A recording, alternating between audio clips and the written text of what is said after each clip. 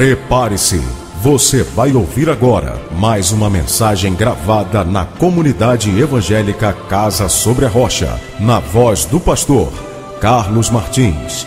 Quem tem ouvidos para ouvir, ouça o que o Espírito diz às igrejas. Gênesis capítulo 37, versículo 1, a palavra do Senhor diz assim: Jacó habitou na terra das peregrinações de seu pai, na terra de Canaã. Esta é a história de Jacó, sendo José de 17 anos. Apacentava os rebanhos dos seus irmãos. Sendo ainda jovem, andava com os filhos de Bila e com os filhos de Zilpa, mulheres de seu pai, e trazia mais notícias deles a seu pai. Israel amava José mais do que a todos os seus filhos, outros filhos, porque era filho de sua velhice, e fez-lhe uma túnica de várias cores. Vendo seus irmãos que seu pai o amava mais do que a todos os outros seus irmãos, odiaram-no, e já não podia falar com eles pacificamente. José teve um sonho, e contou a seus irmãos, por isso o odiaram mais ainda. Pois lhe disse: ouvi, peço-vos, este sonho que tive. Estávamos atando feixes no campo, e eis que o meu feixe, se levantando-se, ficou de pé, e os vossos feixes o rodeavam, e se inclinavam ao meu feixe. Então lhe disseram seus irmãos: tu deveras reinará sobre nós, tu deveras terás domínio sobre nós. Por isso tanto mais o odiavam, por causa dos seus sonhos e das suas palavras. Teve ainda outro sonho, e contou aos seus irmãos, dizendo: tive outro sonho, e eis que o sol e a lua e 11 estrelas se inclinavam perante mim. Quando o contou a seu pai e a seus irmãos, repreendeu-se o seu pai, dizendo: que sonho é esse que tiveste? Viremos eu e a tua mãe e os teus irmãos a inclinar-nos em terra perante ti? Seus irmãos, pois, o invejavam. Seu pai, porém, guardava este caso no coração. Que Deus nos abençoe com a sua bendita e maravilhosa palavra. Feche os seus olhos, vamos orar. Muito obrigado, Senhor.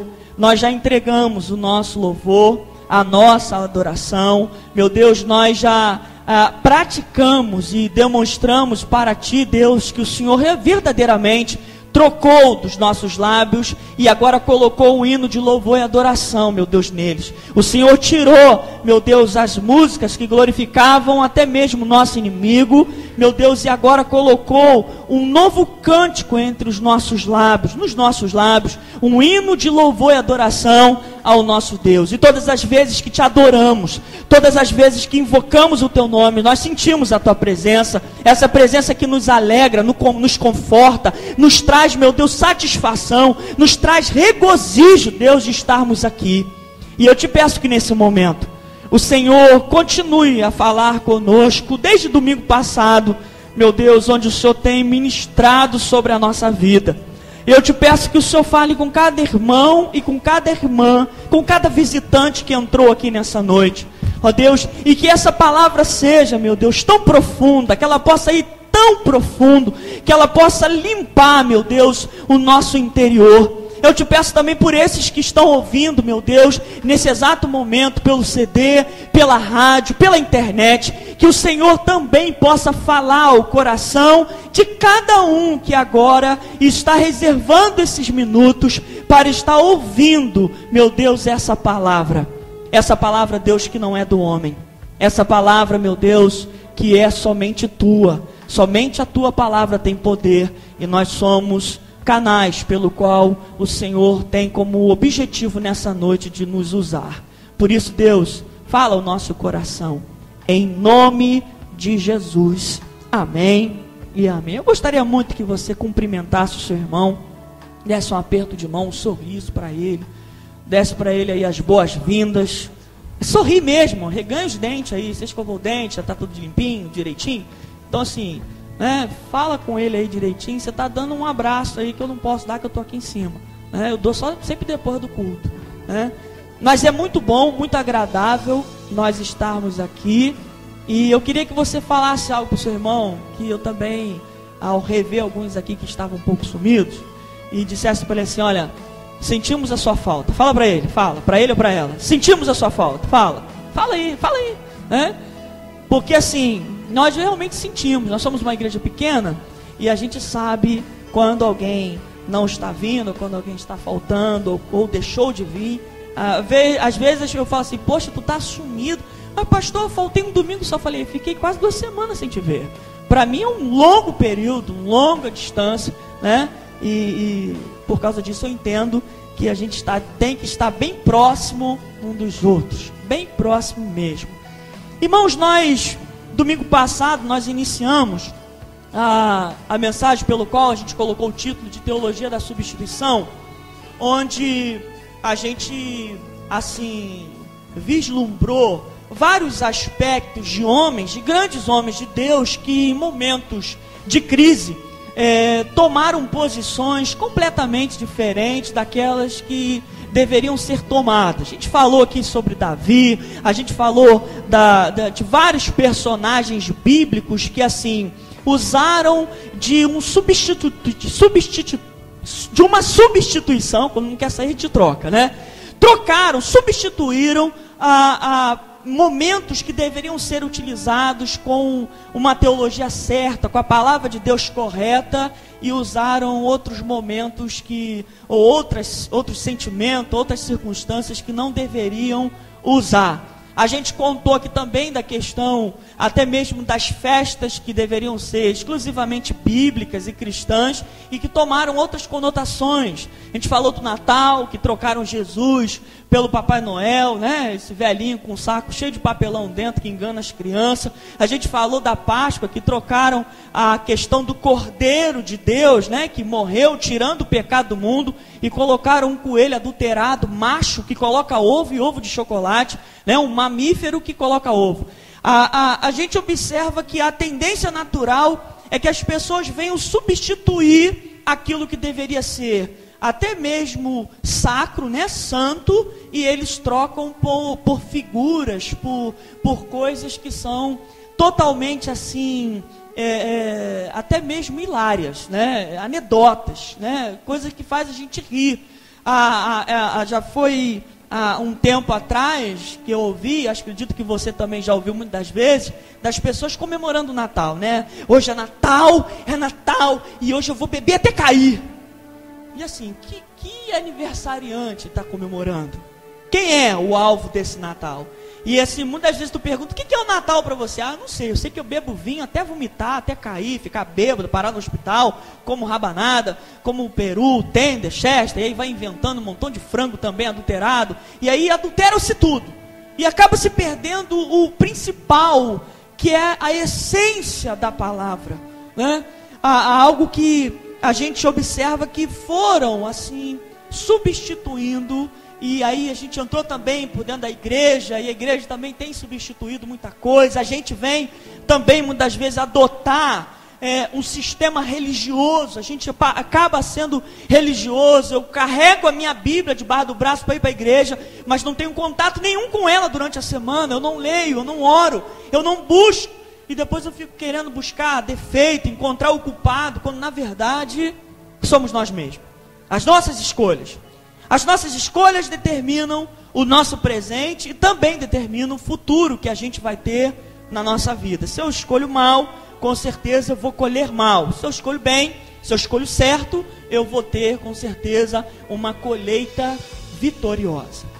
E assim, dando continuidade, mas agora se aplicando desse texto, que vai ter uma referência assim brilhante desse homem que se chama José, filho de Jacó. Esse homem que, estudando o seu personagem, a sua trajetória de vida, e você está vendo ali o começo da trajetória, numa ilustração que dá para mais ou menos a gente ver, a gente sabe, queridos, que a diversidade da vida, né, as adversidades que nós enfrentamos, ela tem como objetivo, nós que somos chamados de Deus e temos aí uma missão a cumprir, essas adversidades muitas vezes são 99,9% são promovidas e permitidas pelo próprio Deus, que tem o objetivo de provar a nossa fé e desenvolver uma integridade emocional, uma integridade espiritual, uma integridade ligada ao caráter, que vai nos dar uma condição de nós estarmos numa posição de referência. O reino de Deus, ninguém cai de paraquedas, já assume uma posição. Ninguém nasce pastor, ninguém nasce bispo, ninguém nasce missionário. Quando você pega a biografia desses homens, é fato, é só você pegar a biografia daqueles que foram antes de nós, daqueles que nos antecederam. Você vai ver que eles passaram momentos terríveis em suas vidas. Passaram momentos difíceis, momentos de verdadeira tribulação. Era Deus trabalhando no seu interior, gerando e promovendo, criando, forjando uma integridade espiritual, desenvolvendo uma dependência, uma fé. E isso, queridos, nós podemos nos referenciar a José. José é um homem que me chama muita atenção, porque assim, o próprio relato bíblico vai dizer que ele ainda com 17 anos, ele já vai começar a enfrentar aí, que você está vendo, o começo da trajetória. A Bíblia vai sinalizar, e até mesmo um problema que a gente vai até mesmo de repente usar no mês da família, que é o mês que vem, onde nós temos aí a palestra das famílias, encontros de casais, e que você tem um convite ali atrás, na prateleira ali, o convite do encontro de casais, e no final a gente vai falar sobre isso. Nós vamos usar esse texto também, se Deus assim permitir, dessa questão quando ela é relacionada à família, a preferência de filhos. A gente vai observar que o início da discórdia, o início da inveja, o início dos problemas vai também ser acrescido, aumentado, porque Jacó amava mais a José do que todos os seus irmãos. Essa questão de preterir um pelo outro já ficou claro, evidente na Bíblia, que isso traz problemas sérios e graves. Um filho nós repreendemos mais, outro filho a gente é mais gracioso, né? E assim, nós que tivemos aqui de manhã, a gente vai saber a diferença do legalismo para o gracioso. Gracioso é quando você não usa do rigor da lei, você até mesmo usa de misericórdia. Nós às vezes fazemos isso, essa distinção entre os filhos, onde nós com um nós somos mais graciosos e com o outro mais legalistas. E aí a gente enfrenta grandes problemas em relação a isso. E é claro que esse treinamento, esse início de trajetória, a gente vai ver que por causa dessa inveja, por causa desse preterir uns aos outros, vai desenvolver um sentimento nos seus irmãos que a Bíblia chama de inveja, né? E por causa disso, a história a gente já conhece, os irmãos vão querer matar José e por causa de na conversa decidem jogar ele no poço, e dali do poço ele é vendido e vai parar lá no Egito. Tudo isso, querido, fazia parte, e depois no final, onde a gente vai ver que José realmente chega à conclusão de que isso fazia parte do plano de Deus, porque estava reservado para José, e corroborando até mesmo com os seus sonhos, e ele se tornaria o vice-governador do mundo. Não seria uma posição qualquer, não seria para qualquer um. Por isso que assim, quando nós estamos enfrentando dificuldades, situações na nossa vida, se você perguntar para o seu irmão assim, está enfrentando problemas, está enfrentando grandes desafios, você deve estar assim com o seguinte teu coração e teu pensamento: algo de Deus me espera que não é pequeno, algo de Deus me espera que com certeza é muito grande, vai envolver talvez centenas, quem sabe milhares de pessoas, de famílias e algo mais. Eu me lembro daquela pregadora Joyce Meyer, que tinha programas aqui no Brasil, não sei se tem mais. Ela conta a sua história, que ela foi abusada na sua infância durante muito tempo. E ela chegou num pensamento em que ela entendeu assim: ou eu fico o resto da vida pensando nisso e me fazendo de vítima com o sentimento, ou eu coloco isso aos pés de Cristo e sigo a carreira que Ele quer que Ele tem para a minha vida. Essa mulher hoje tem ministério em várias nações do mundo e realmente tem um grande trabalho com crianças, inclusive crianças portadoras do vírus da AIDS. Por isso que eu digo para você que ninguém nasce assim, líder de uma hora para outra, não cai de paraquedas. Se nós não estivermos dispostos a passar pela trajetória que o nosso Deus criou e desenvolveu para nós, nós nunca sairemos do banco. Sempre estaremos lá. E quando ficarmos do banco, né? Porque quando eu começo a resistir muito a Deus, às vezes nem no banco eu consigo vir mais. Eu prefiro ficar em casa. E hoje, domingo, essa hora, tá vendo Faustão, né? Não sei se é essa hora da Faustão ou tá começando o Fantástico, né? Mas assim, perde-se até mesmo a motivação de estar na casa de Deus. É um problema tão grave, que você deve pensar e deve ter a noção da gravidade. Se eu estou perdendo a vontade na igreja, algum problema há muito sério comigo. Porque assim, um lugar agradável, um lugar alegre, um lugar onde a gente revigora as nossas forças, nosso espírito, como que eu posso não ter mais vontade de estar ali? Algum problema tem. Talvez você possa estar resistindo à voz de Deus. Talvez você pode estar sufocando o Espírito Santo dentro de você e não dando ouvido ao que Ele tem te dito. As decisões que você precisa tomar, aquilo que você precisa mudar, aqueles pecados que você precisa abandonar. E chega um momento que Paulo vai dizer que nós não devemos extinguir o Espírito, extinguir, né, apagar, assim, sufocar a sua voz a ponto de nós não ouvirmos mais a sua palavra. E assim, como eu falei, esse início da trajetória é uma trajetória que tinha como fundamento o cumprimento do sonho que o próprio Deus já estava dando para o jovem José, onde ali mostra o seu feixe, né, ali principal, e os outros que representavam a sua família e os seus irmãos curvando-se diante dele. Em outro sonho, ele vai se apresentar onde vinha a lua, o sol, as estrelas, também se curvando diante dele. Deus estava dizendo, e talvez ele não tenha percebido no início, né, que ele estaria sendo condicionado nessa trajetória para estar numa posição ao lado de Faraó, governando todo o mundo. E também nessa posição, assim, protegendo e conservando a vida da sua família e do seu povo. E é claro, querido, que essa trajetória, ela se iniciou com a venda dele para os ismaelitas, que o conduziram até o Egito. E assim, nós podemos ver que todo o início, né, o chamado da nossa trajetória é algo muito pesado, é algo muito doloroso. Que você imagine um homem de 17 anos de idade, fora do seu país, fora do seu povo e fora da sua família. 17 anos.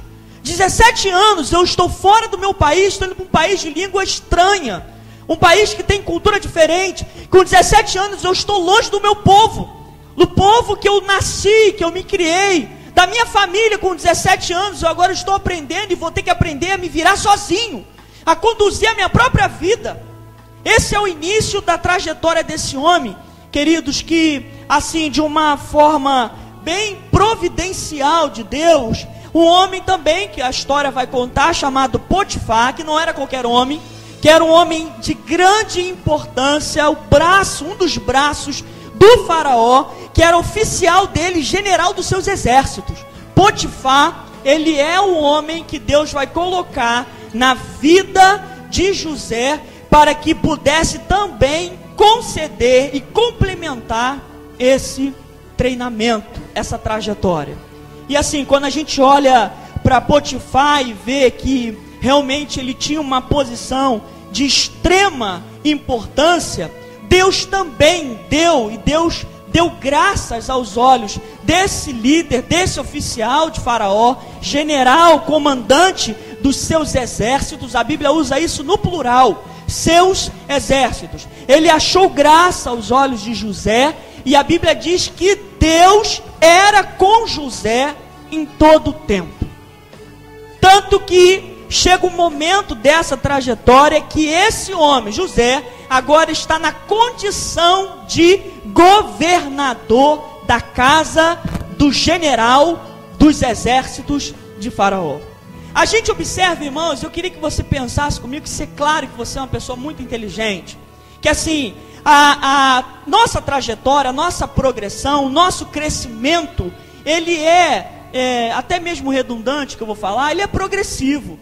Você não começa a liderar uma grande multidão, são passos, é uma escada onde você vai trilhar degraus.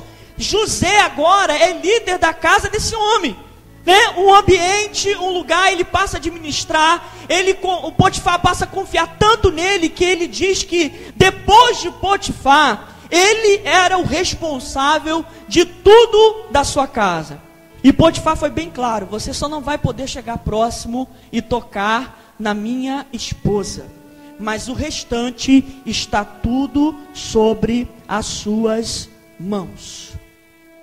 Até aí, a gente observa que essa trajetória, ela estava bem tranquila, né? Ele passou por aquele momento mais difícil, aquele momento de sair. Ele entra numa casa que era muito rica. Ele está ali desenvolvendo o seu trabalho. Ele está ali também, de certa forma, conduzindo a casa. E Deus vai falar na sua palavra que ele era com José, ele era com ele, e faz ele progredir e prosperar em tudo. Só que eu entendo, e esse texto me dá esse indicativo, de que quando nós somos chamados, e nós estamos nessa trajetória, e nós recebemos uma missão, com certeza, querido, se nós queremos galgar outra, virá o grande desafio. E eu pude separar 3. O primeiro você já está vendo ali, né? Diante da tentação, não deixou de ser fiel. Existe um grande problema, queridos, na nossa vida. Um grande problema. Que nós, assim, adoramos, glorificamos a Deus, nós servimos a Deus em excelência, principalmente quando as coisas estão funcionando bem na nossa vida. Isso não sei se isso é uma virtude ou um mal da igreja brasileira, porque assim, é só começar as coisas se apertarem um pouco na nossa vida, na nossa casa, nos nossos relacionamentos, a gente perde aquela essência que a gente tinha antes. Aquele brilho, aquela vontade, aquela convicção. E assim, quando eu olho para José, eu não consigo ver essas características que estão presentes na nossa vida, na vida dele. A primeira prova de fogo, irmãos. E assim, se Deus permitiu Satanás se envolver nisso, e Deus não tenta ninguém, é claro que ele deu permissão, e Satanás entrou logo com aquela grande deficiência que todo homem tem. Se tem uma coisa que balança qualquer homem, inclusive o seu pastor, são as mulheres.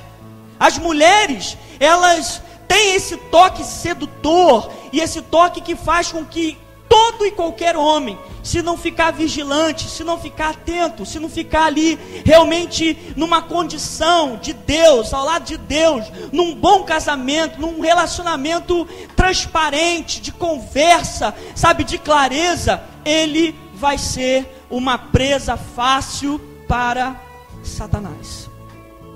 E eu entendo, queridos, que esses desafios, essa trajetória, José vai enfrentar a primeira prova de fogo pelo qual você está vendo aqui no slide.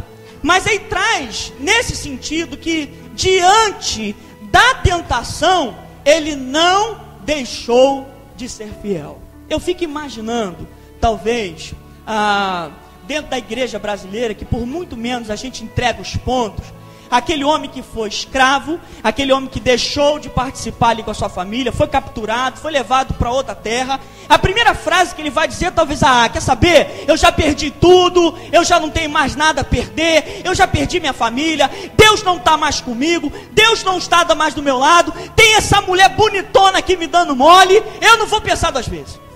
Potifar que me desculpe, mas eu vou realmente cuidar também da sua esposa, né?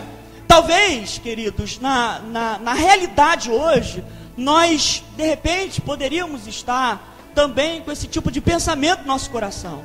José não.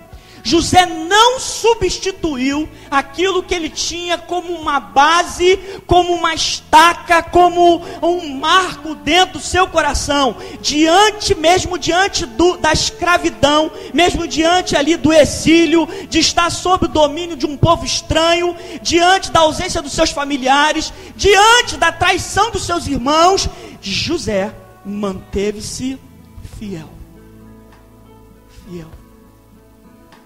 Diante dessa primeira prova de fogo, ele se manteve fiel. Diante da tentação, ele não abriu mão da fidelidade a Deus. E sabe qual é outro grande problema também? Porque assim, a gente quer cobrar logo de Deus. Senhor, eu fui fiel, eu resisti, aquela morena passou, ela olhou para mim, eu olhei para ela, eu falei como vai, ela falou por que tu tá nessa, e a gente acabou namorando. Eu resisti, eu não fui nessa ideia, eu não fui nesse caso que apareceu, eu agora exijo que o Senhor venha me restituir. Naturalmente nós pensamos muitas das vezes que assim, pô, fui fiel, Senhor, poxa, dá uma ajudinha aí, porque eu mereço. E assim, a tendência do nosso coração é achar que as coisas agora vão melhorar. Não vai melhorar, pô, eu resisti. Como se isso fosse um prêmio, como se isso fosse algo que nos desse condições de exigir alguma coisa de Deus, quando na verdade é nossa obrigação. E aí eu pensando, e com você pensando aqui comigo, já pensou se José pensasse nisso também? Ele ia receber uma frustração muito grande. Porque se a primeira coisa que eu ia pensar ia relacionar com Deus, Senhor, eu tenho certeza que o Senhor vai agir no coração de Potifar, ele vai mandar essa prostituta embora, e eu vou ficar aqui, ele vai arrumar outra esposa, e eu vou ficar aqui realmente governando a sua casa. Eu fui fiel, e eu mereço isso, Senhor. E aí, queridos, a gente espera até mesmo que isso venha corroborar. Só que não é muitas das vezes assim. A segunda prova de fogo dele vem depois dele ser provado, tentado e ser passado na prova. Ele passou. Ele literalmente fugiu. Eu fico imaginando como deveria ser essa mulher. Talvez muito bonita. Os egípcios tinham essa característica, né? De beleza, né? Bem semelhante aos gregos também. E assim, imagine, queridos, aqui, José era solteiro, um menino novo, né? Um menino assim, que eu tenho jovens às vezes que falam assim, ai pastor, eu não estou aguentando mais, eu preciso namorar. Eu falei, mas vai tomar um banho de água fria, vai tomar um banho de gelo, vai alimentar-se o teu espírito, porque tua carne está muito quente para a tua idade, né? Vai esfriar um pouco, você está muito quente, está saindo fumaça aí da tua cabeça, do teu cabelo, vai até fazer o teu cabelo nascer já com chapinha eterna, já vai nascer esticado de tanto calor. Então se vai tomar um banho, vai se esfriar. José não tinha isso, você sabia? José não tinha essa preocupação. Eu acredito que José, irmãos, ele tinha uma estabilidade tão grande, que ele não era ausente de desejos e de vontade. Se alguém não tem desejos e vontades aqui, vai para o médico que está doente, né? O desejo que você tem, né, como jovem, como solteiro, para uma mulher é natural, né? A vontade de você namorar alguém é natural. Deus criou isso, Deus fez isso.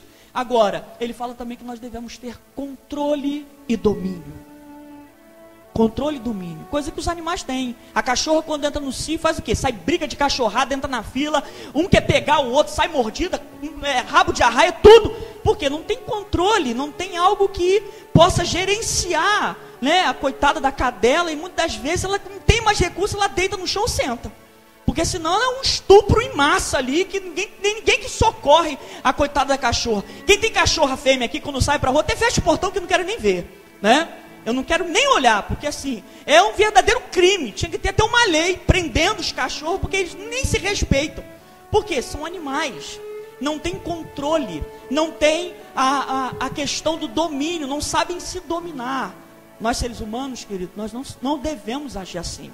A Bíblia diz que nós temos um ser que habita dentro de nós, que é o Espírito Santo, que ele nos dá um fruto, ou melhor, a parte de um fruto que se chama domínio próprio. Não tem essa questão de não estou conseguindo. Não tem essa questão de que assim, não vai dar sim.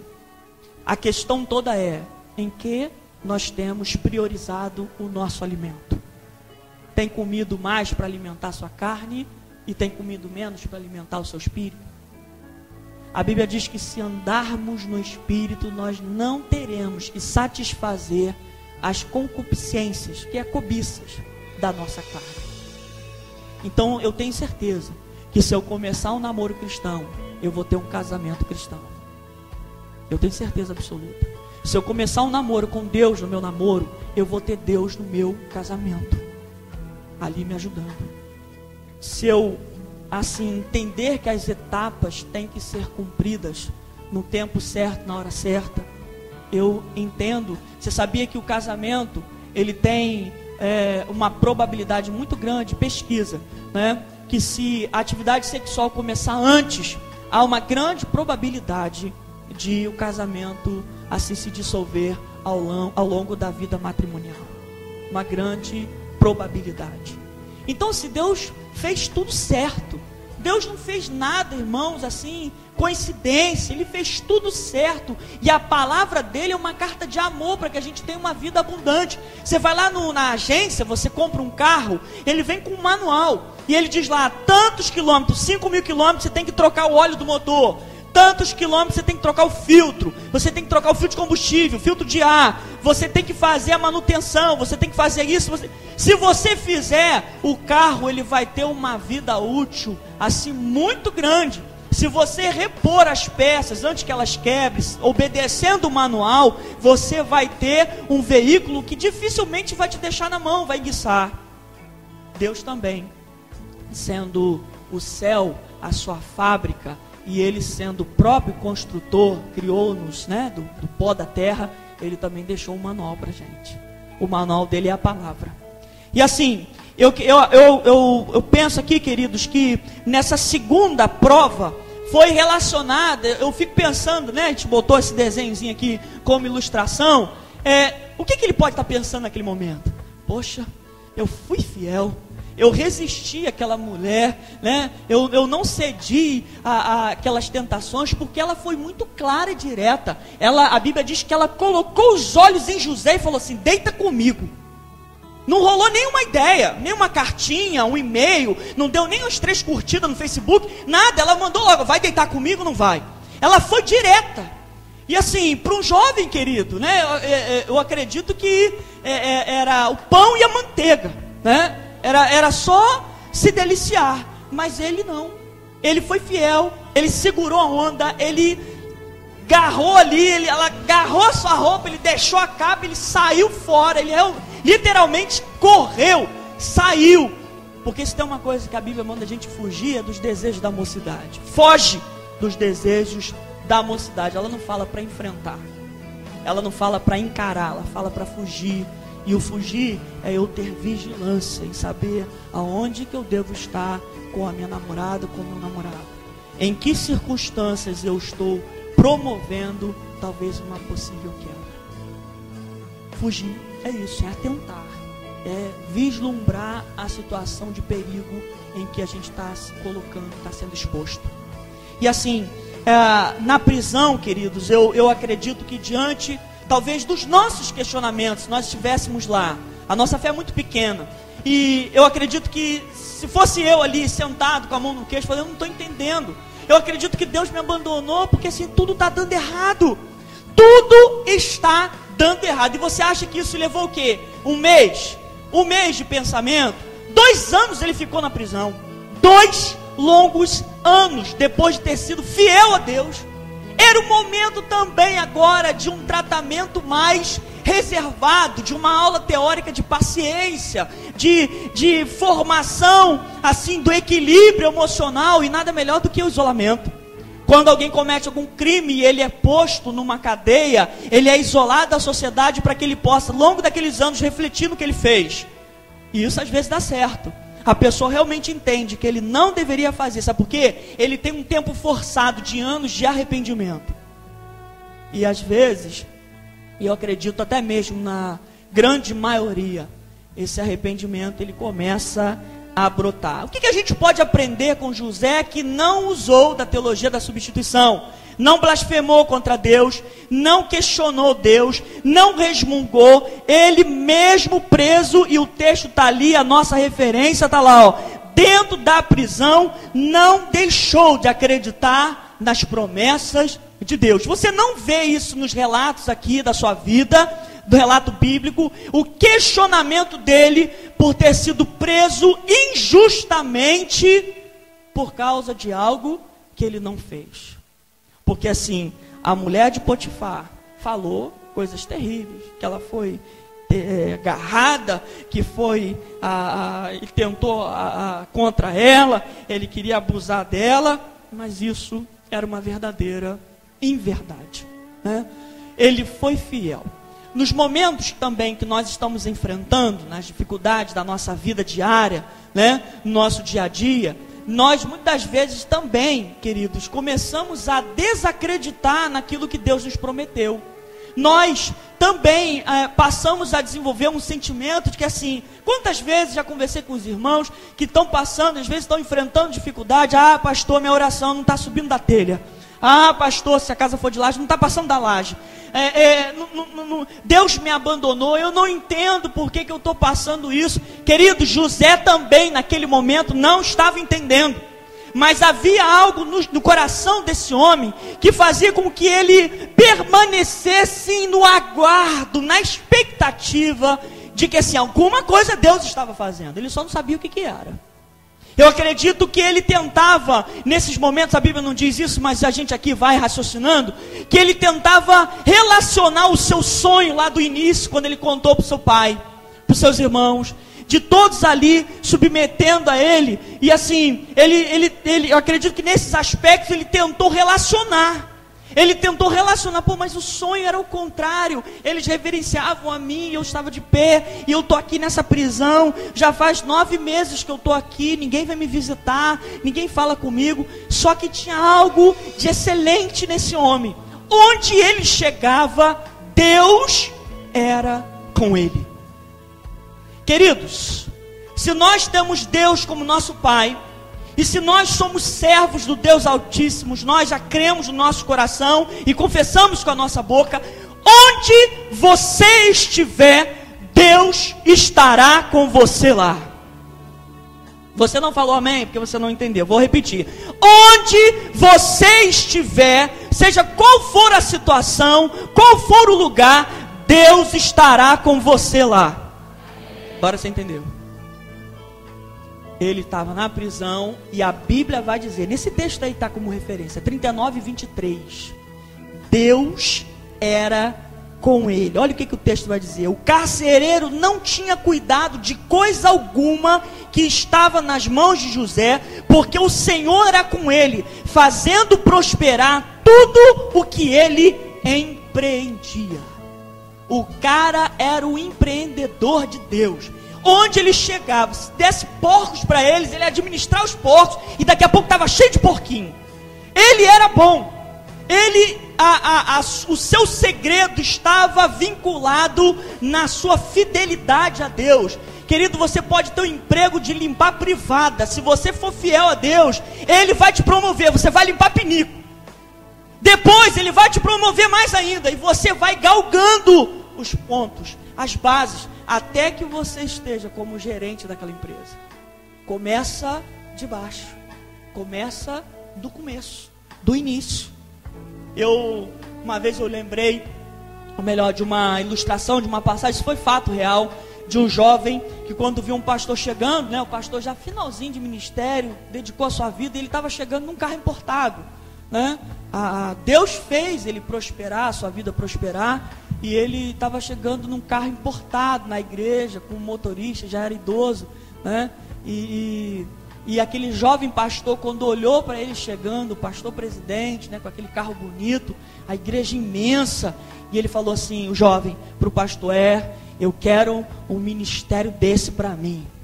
E o pastor, aquele pastor bem idoso, olhou para ele assim, muito sábio, com muita ternura na palavra, falou assim: você quer começar onde eu estou terminando? Será que não é assim também? Nós queremos começar, e quando a gente visualiza o plano que Deus tem para a nossa vida, a nossa trajetória, a gente quer começar do final. A gente quer começar já tudo bem.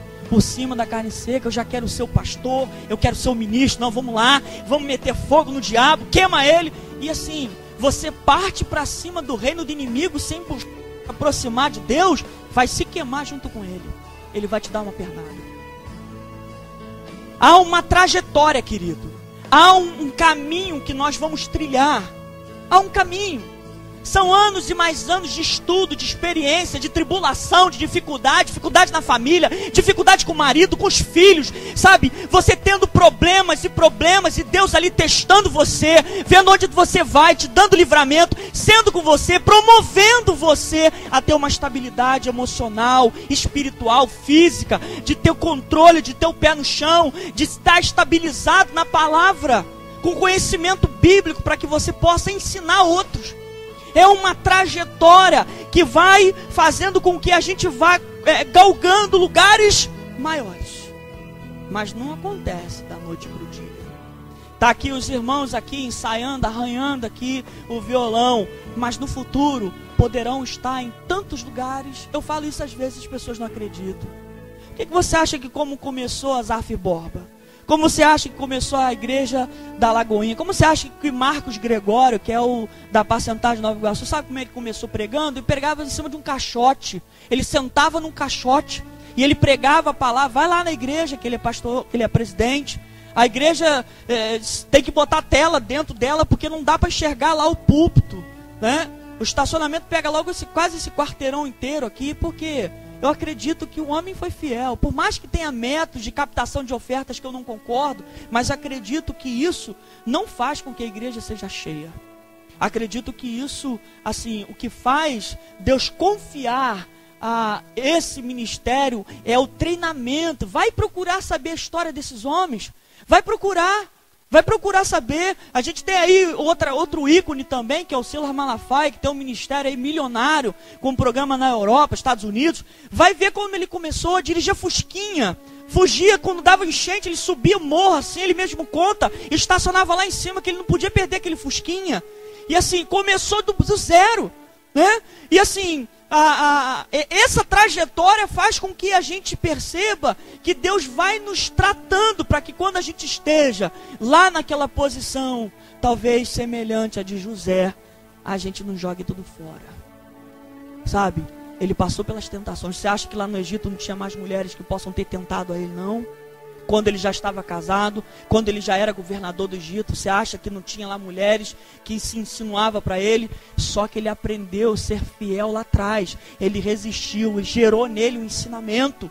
Sabe, ele aprendeu a ser fiel ao seu Senhor, ele foi fiel a Faraó. Ele podia muito bem roubar um pouquinho, guardar um pouquinho, não. Ele aprendeu e Deus usava aquele homem em todo o tempo. Ele poderia administrar papel higiênico usado, ele ia criar uma fábrica de papel higiênico reciclado. Ele ia realmente prosperar, porque Deus era com ele. Querido, se Deus for com você, se Deus for comigo, se Deus for com a gente, com nós, né? Assim, nós poderemos chegar a lugares tão distantes. Deus pode nos conduzir em qualquer parte desse mundo para cantar, para pregar, para tocar instrumento, para adorar o seu santo nome. Ou você tem dúvida disso? Uma vez eu estava vendo um vídeo, eu estava fazendo um estudo das músicas do Queen, do Fred Mercury, né? E estava vendo, e em determinado momento eu comecei a falar com Deus, falei, Senhor, eu não entendo. A gente prega a tua palavra e esse homem não tem nenhum compromisso contigo. E olha a multidão que ele está carregando. Olha a multidão, Senhor, que ele está conduzindo a uma vida assim, meio anarquista, uma vida, e ele era bissexual, ele não tinha qualquer tipo de compromisso com Deus, era um homem que blasfemava, e eu ficava olhando ele ali, quando ele veio aqui no Rock in Rio, e olhando aquela multidão, e eu já até passei esse vídeo aqui para as meninas de louvor, como ele cantava com a alma, mesmo sendo para o mundo, ele vivia o que ele estava cantando. Aquela música que ele fez, Love My Life, Amor da Minha Vida, aquilo era uma música dedicada ao seu amor homossexual, mas ele cantava com a essência de quem estava vivendo aquele amor que talvez se perdeu, porque a música diz isso, o amor da minha vida que alguém tirou de mim.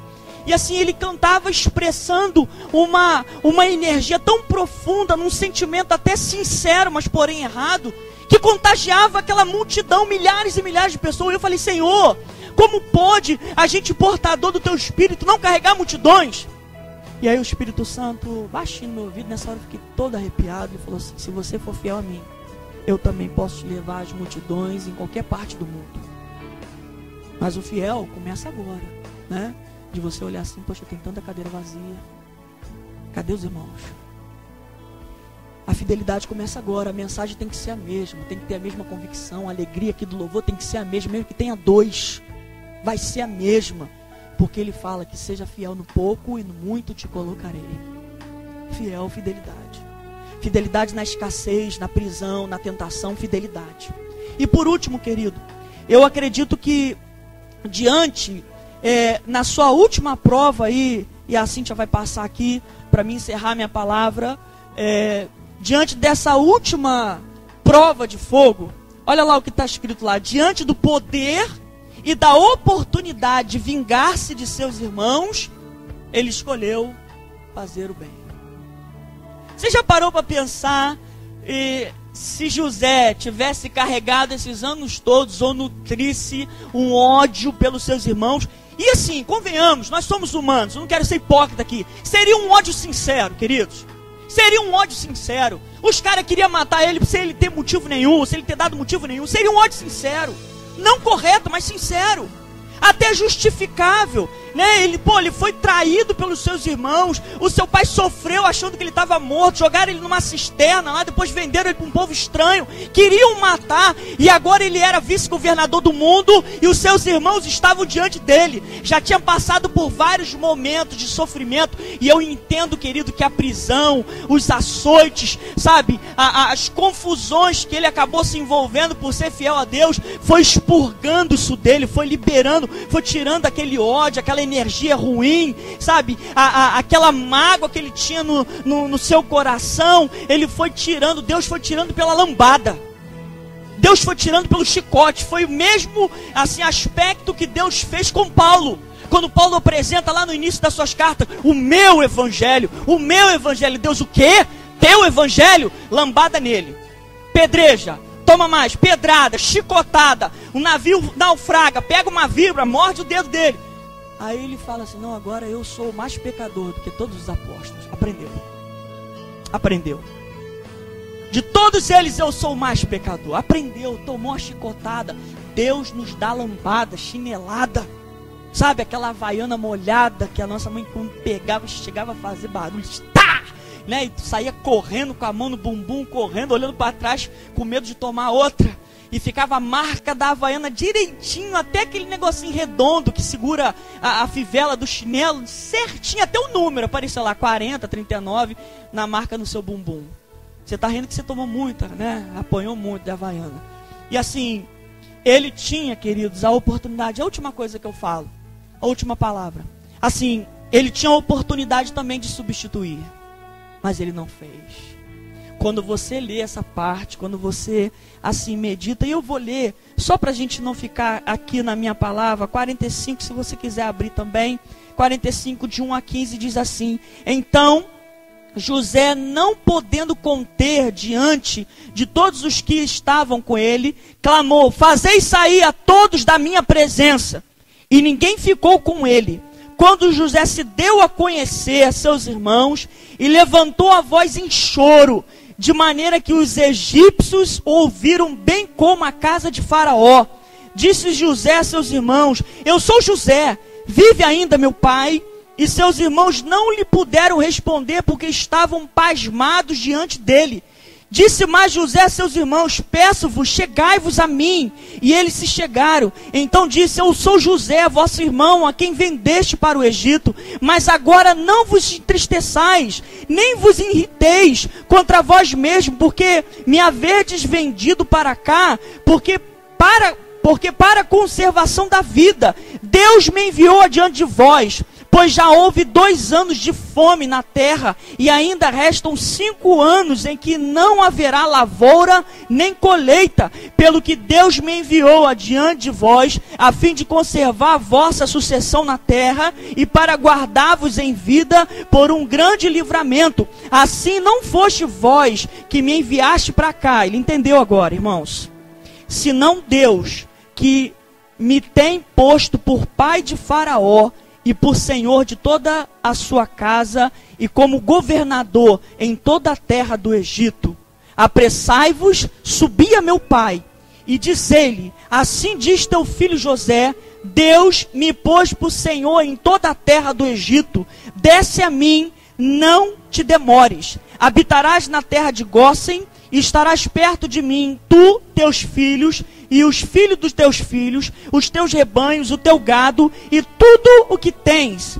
Ali te sustentarei, porque ainda haverá 5 anos de fome, para que não seja reduzido à pobreza, tu e tua casa, e tudo o que tens. Os vossos olhos, e os vossos olhos, os olhos do meu irmão Benjamim, veem que é a minha boca que vos fala. Fazei, pois, saber a meu pai toda a minha glória no Egito, e tudo que tendes visto. Apressai-vos e fazei descer meu pai para cá. Então se lançou ao pescoço de Benjamim, seu irmão, e chorou. Benjamim chorou também ao pescoço dele. E José beijou a todos os seus irmãos e chorou sobre eles. Depois seus irmãos falaram com ele. O desfecho, queridos, o desfecho dessa trajetória foi tremendo. É o mesmo desfecho que espera se nós mantivermos fiéis. É o desfecho de uma reconciliação com a família, de uma família sendo alcançada. Daqui a gente tirava lições para falar durante o ano inteiro. É o desfecho, é a reparação dos danos emocionais, é a reconciliação, esse choro, esse desabafo, esse falar de José. Ele conseguiu entender. Agora eu compreendo, agora eu entendo o que aconteceu. Foi plano de Deus eu passar por essas tribulações, por essa dificuldade. Agora eu consigo compreender. Vinha anos de fome e que o nosso povo seria dizimado, mas Deus me enviou à frente de vós. Não foram vocês que me fizeram mal, mas isso fazia parte do plano de Deus, para que eu tornasse governador do mundo. O que você tem sofrido, meu irmão? Quais são as suas dificuldades hoje? Eu queria te pedir algo que é um verdadeiro desafio. Se alegre e se regozije nas suas tribulações. Se você tem Deus como seu pai, se você tem essa fidelidade, talvez proposta, a mesma fidelidade que José tem, e José teve, tenha certeza de uma coisa: no final, o desfecho será maravilhoso. Deus vai alcançar a sua família, Deus vai alcançar os seus, mas isso traz o sentido de que se você persistir, se você não voltar atrás, Deus vai fazer dos teus filhos grandes homens, grandes mulheres, se você for fiel a Ele agora, se você servir de exemplo para eles, Deus vai realmente tratar com a nossa vida, e aquilo que Ele tem preparado para você vai se cumprir, em nome de Jesus. Fica de pé em nome de Jesus. Vai se cumprir. Aquilo que Deus tem para nós vai se cumprir. E eu entendo que José, irmãos, foi um dos poucos personagens na Bíblia que teve todos os motivos para negar a Deus, teve todos os motivos para se voltar contra Deus, teve todos os motivos para se vingar contra Deus e contra a sua família, mas ele escolheu o sentimento de Deus. Ele escolheu acreditar em Deus.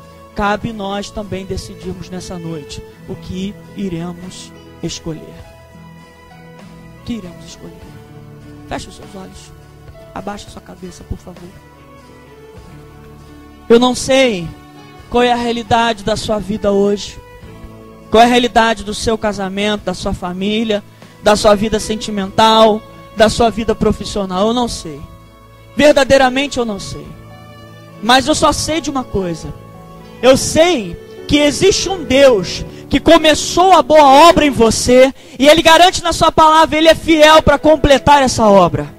Ele deu início a essa trajetória, e Ele vai concluir essa trajetória. O que cabe a você é ser fiel a Ele diante da tentação. O que cabe a você é ser fiel a Ele mesmo quando você estiver em prisões. O que cabe a você é ser fiel a Ele mesmo quando você tiver a faca e o queijo na mão para se vingar, para desferir o teu ódio, a tua amargura. E aí, nesse caso, nesse aspecto, você tem que escolher fazer o bem, amar aqueles que te perseguem, orar por eles, sabe, falar bem daqueles que denigrem até mesmo a tua imagem, a tua vida. Qual é a escolha, querido, que você vai fazer nessa noite? Pastor, eu quero escolher Deus. E eu quero te desafiar, se você assim deseja. Se Deus falou com você, eu queria te pedir que você saísse do seu lugar, com total atitude de fé, e se colocasse aqui na frente. Eu queria orar pela sua vida. Deus não traz uma palavra dessa, irmãos, que começou domingo passado. Ele quer realmente falar com você. Ele quer tratar com você. Ele quer dizer para você que você não está sozinho. Que você não está sozinha. Ele está contigo nessa adversidade. Ele está contigo nesse problema. Ele está contigo enfrentando aí junto com você. Seja o que for que possa estar na sua vida, Ele está com você. Eu tenho certeza que Deus, Ele tem o melhor para nós. Agora é necessário que nós venhamos passar por situações complicadas. É necessário que nós venhamos a passar até mesmo tribulações. Olha só, olha para mim, ou melhor, fecha teus olhos, não olha para mim não. Só ouça. Deus, Ele tem que trabalhar na tua vida. E o momento mais fácil que Ele pode deixar o barro mais maleável é quando Ele molha esse barro. E eu tenho certeza que as tuas lágrimas, querido, estão deixando o barro mais maleável, para que a mão do olheiro tenha mais facilidade para reconstruir esse vaso. E quando ele estiver bem reconstruído, Ele garante na sua palavra que Ele vai encher de azeite. Mas vai ser tanto azeite que as pessoas vão se aproximarem de você, vão sentir a presença de Deus sem você falar nada, absolutamente nada. Deus falou contigo, meu irmão, minha irmã. Sai do seu lugar. Ó Senhor, eu estou aqui. Eu realmente preciso da tua ajuda. Se coloca aqui na frente. A igreja toda está orando por você.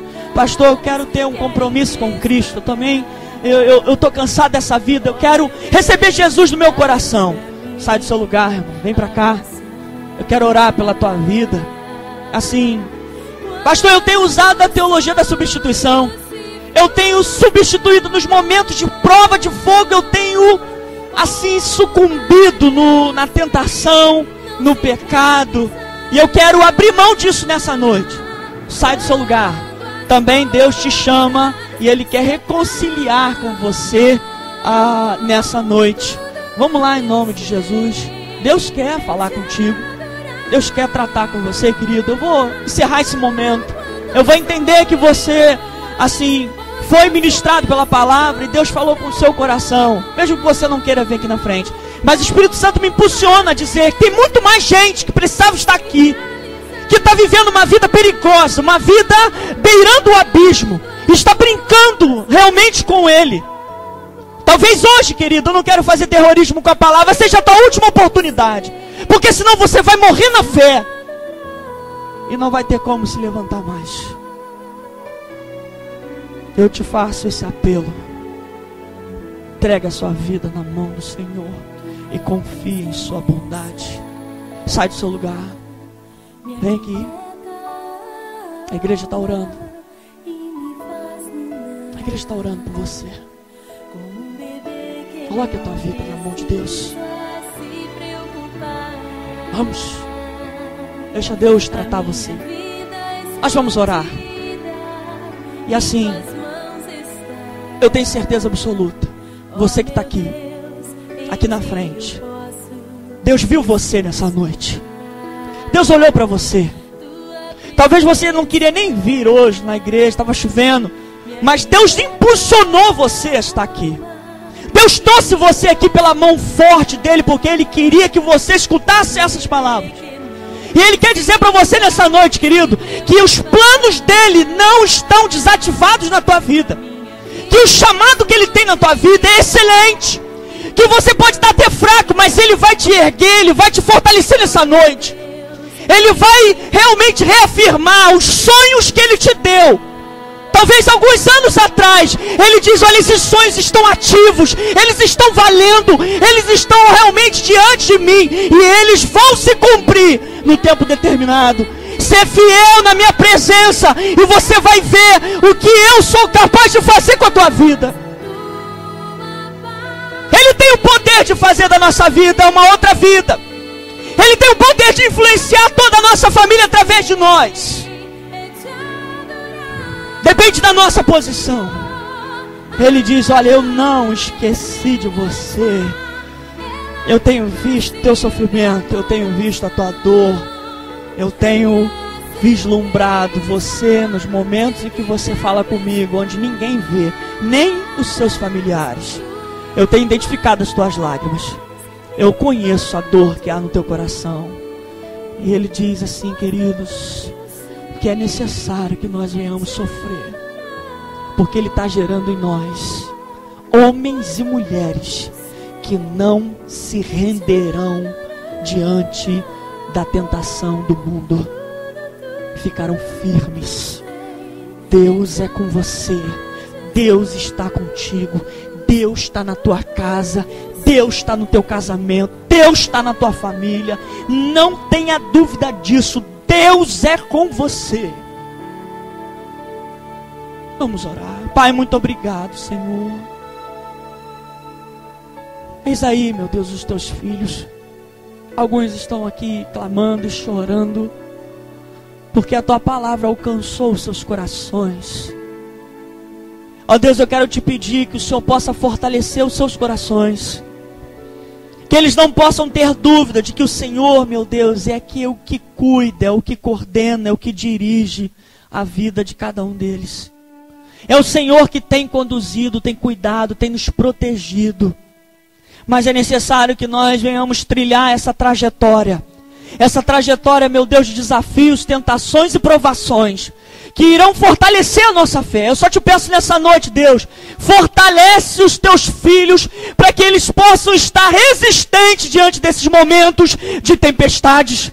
Diante, meu Deus, dessas adversidades da vida, eles possam estar confiantes, que o louvor deles esteja em dia, a convicção, a certeza, que eles não venham esquecer das tuas promessas, daquilo que o Senhor prometeu há tanto tempo atrás, que ficou cravado, gravado, riscado ali no seu coração, e ele tem lembrança, meu Deus, todos os dias dessas promessas, e elas se cumprirão, pelo poder que há no teu nome, Jesus.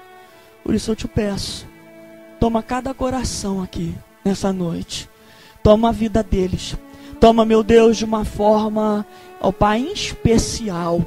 Que o Senhor possa, meu Deus, trabalhar, abençoar. Eu, meu Deus, profetizo sobre a vida desses teus filhos que estão aqui, corajosos, que estão aqui na frente.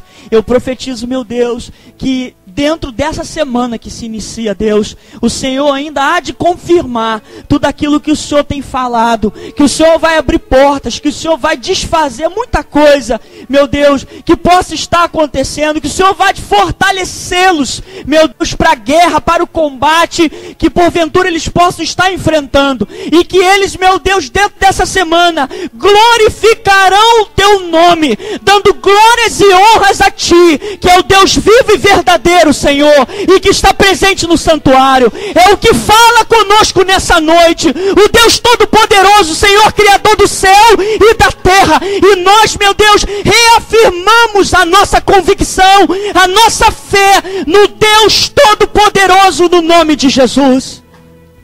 Nada e ninguém, Senhor, vai nos arrebatar das tuas mãos. Nada e ninguém vai nos remover, vai nos tirar do amor que há no Cristo Jesus. Por isso eu te peço, abençoa cada vez mais os teus filhos, que eles possam sair daqui fortalecidos pela força do seu poder. É o que eu te peço nessa noite, em nome de Jesus. Amém e amém.